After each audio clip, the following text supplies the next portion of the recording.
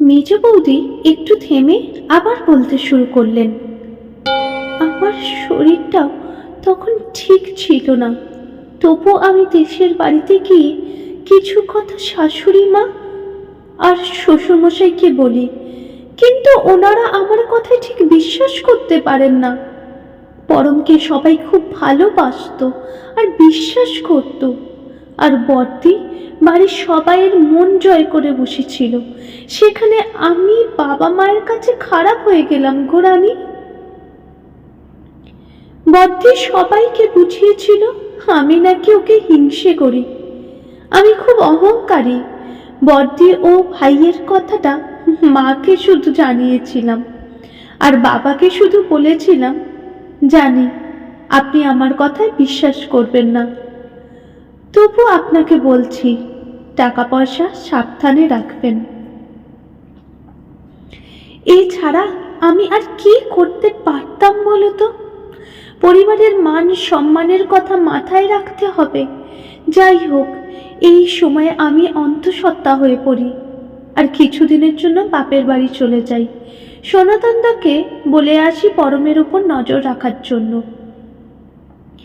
এরই মধ্যে আমার শ্বশুরমশাই আমার শরীরের অবস্থার কথা জানতে পেরে আমার বাপের বাড়িতে আসেন। খুব আনন্দ হচ্ছিল খবরটা শুনে। অনেক জিনিসপত্র নিয়ে এসেছিল জানো। কয়েকদিন পরে ছিল শিবরাত্রি।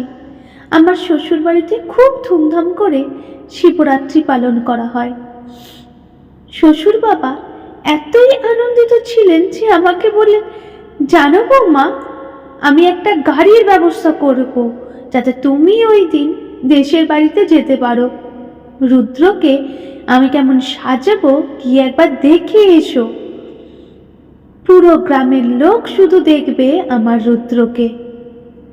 বাবা ও মা ভীষণ শিব ঠাকুরের ভক্ত ছিলেন। শিব ঠাকুরকে ওনারা রুদ্র বলে রাখতেন। তখন আমি বাবাকে জানাই যে শরীর ঠিক থাকলে আমি নিশ্চয়ই যাব। এরপরও আরো অনেক কথাই হয়েছিল। কিছুদিন পর আমি যখন বাড়ি ফিরলাম তখন লক্ষ্য করলাম পরম যেন কেমন পাল্টে গেছে। মদ সে আগের মতো খাচ্ছে না, রোজ রাতে ঠিক মতো বাড়ি ফিরছে। আমি ভাবলাম যদি নিজেকে পরিবর্তন করে তাহলে তো ভালো, কিন্তু কয়েকদিন পর আমার ভুলটা ভেঙে গেল। একদিন বিকালে পরম হঠাৎ একটা ভাড়া গাড়ি নিয়ে বেরিয়ে গেল। তারপরই তো এই ঘটনা। তবে জানো তো, পাপের শাস্তি মানুষ ঠিকই পায়। পরম তার পাপের শাস্তি পেয়েছে।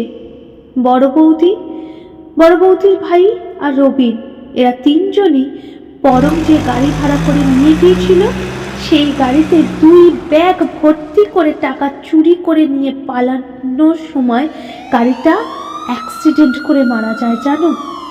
2 ব্যাগ ভর্তি টাকা নদীর জলে পড়ে পুরো নষ্ট হয়ে গিয়েছিল।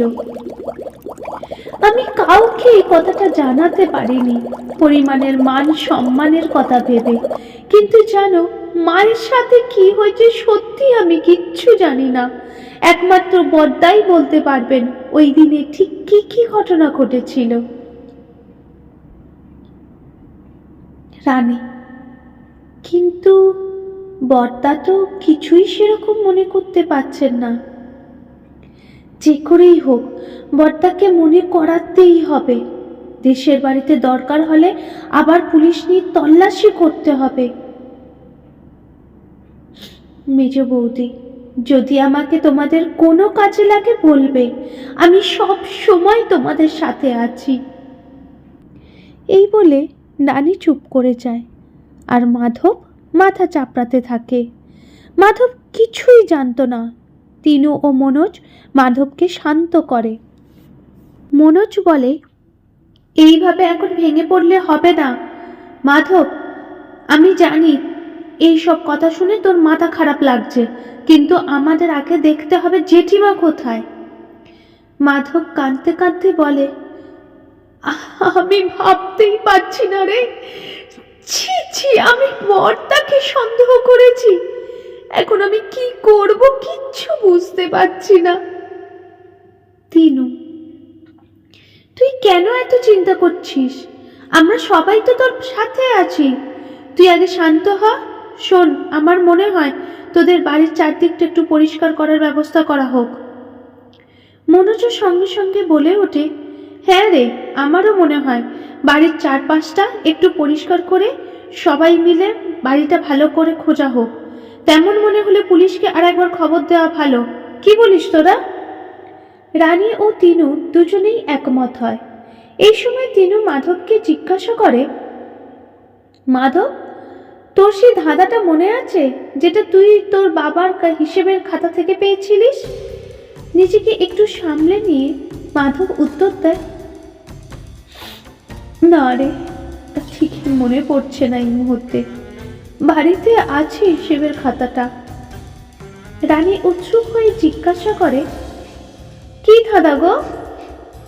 তিনু, ওই বাড়িতে আগুন লাগার কিছুদিন আগে জেঠু মাধবকে একটা হিসেবের খাতা দিয়েছিলেন, কিন্তু মাধবের শ্বশুর মশাইয়ের হঠাৎ শরীর খারাপ হওয়ার জন্য মাধব বৈশালীকে নিয়ে, মানে মাধবের বউকে নিয়ে মাধবকে চলে যেতে হয়েছিল পাশের গ্রামে।